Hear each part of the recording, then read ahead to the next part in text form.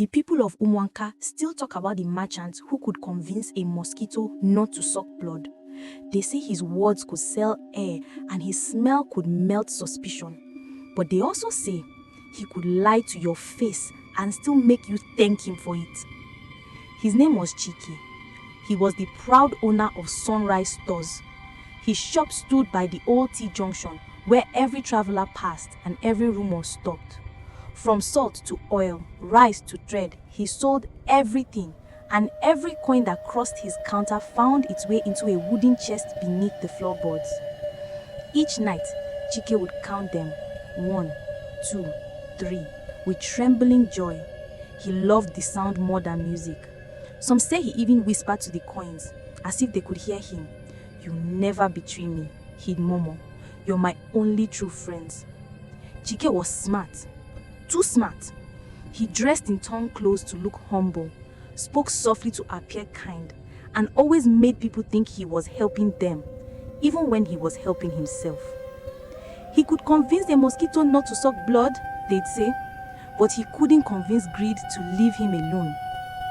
One rainy afternoon, while thunder grumbled in the distance, a frail old woman entered his shop. Her wrappers were faded, her staff was carved like a snake, and she smelled faintly of wet earth. "Good afternoon, my son," she said, her voice rough but calm. "I need flour, a pinch of salt, and a little palm oil." He packed the items quickly, smiling his fake merchant smile. "That will be 2 coins, Mama." She reached into her wrapper and placed one single coin on the counter. Gold, heavy, shining in a way that made the candlelight dance. He frowned. "What kind of coin is this?" She looked at him for a long silent moment. "A coin from a trade long forgotten. It always finds the greedy." He laughed. "Greedy? Mama, I'm just a businessman. I love profit, not sin." She smiled, that kind of smile that feels like a warning, not kindness. Then she leaned closer. "Count it well, merchant. Not every coin buys peace." He waved her off. "Peace doesn't fill stomachs. Go with your goods." As she turned to leave, she murmured under her breath, "Some riches don't bless, they borrow your soul first." Though he never heard the door open. That night, Chike couldn't stop thinking about the coin. It was heavier than gold, brighter than brass, and oddly warm in his hand. He tucked it into his pocket and went to bed. But as soon as the room went dark, he heard it. Ding, ding, ding. A coin rolling on the floor. He lit a candle, looked around. Nothing. He bent down, and there it was, that same coin, spinning slowly until it stopped at his feet. His heart pounded. He picked it up. It was burning hot.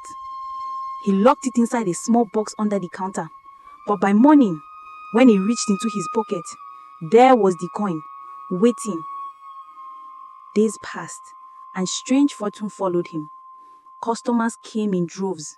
His shelf emptied faster than ever. He bought more stock, more land, even built a new house. He became a man of advice, a man of influence, but his humility was gone. He laughed at beggars now. He mocked the poor. He said things like, "If you are broke, you are lazy." He deceived hunger with a full belly, but hunger waited by his door, one elder said. And every night, when the market slept, Chike counted his money, and that golden coin glowed brighter than the rest. Then, the whispers began. It started with faint counting, a woman's voice. 1, 2, 3. He froze, ears straining. The sound was coming from his shop floor. He lifted the wooden plank. Nothing but darkness and the smell of earth. Then the voice again.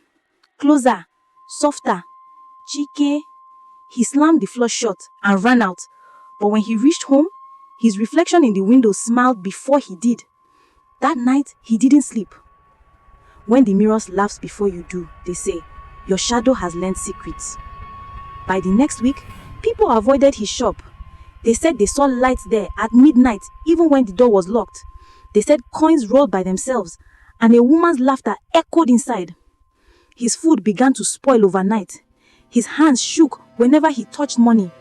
But the golden coin, that cursed, beautiful coin, refused to leave. Every morning, it sat on the counter, warm as flesh. Every night, it glowed like it was breathing. He tried to throw it away once. He flung it into the stream by the old shrine. By evening, it was back, on his counter, waiting. That night, Chike locked his doors, lit 3 candles, and sat staring at the coin. He whispered, "You can't own me." The coin shimmered, soft, golden light spilling across the walls. Then the voice came again. "Chike?" He turned. No one. "Show yourself!" The candles flickered, and suddenly, his shadow moved. It smiled back at him. The air turned cold. The room began to hum. And in that moment, he realized he wasn't the one counting the coins. The coins were counting him. He screamed. The candle went out, and everything went silent. At sunrise, traders gathered outside sunrise stores. The door was open. The shelves were full. But Chike was gone. Only one thing remained on the counter. The golden coin. Still warm. Still glowing faintly. They buried his empty clothes by the stream. But some nights, when the wind is low, you can hear it.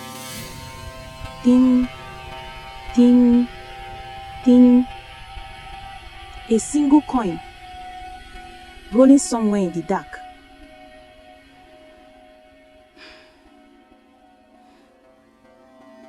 The dead don't spend money, but money can bury the living. And since that day, nobody in Umwanka accepts a coin that shines too bright.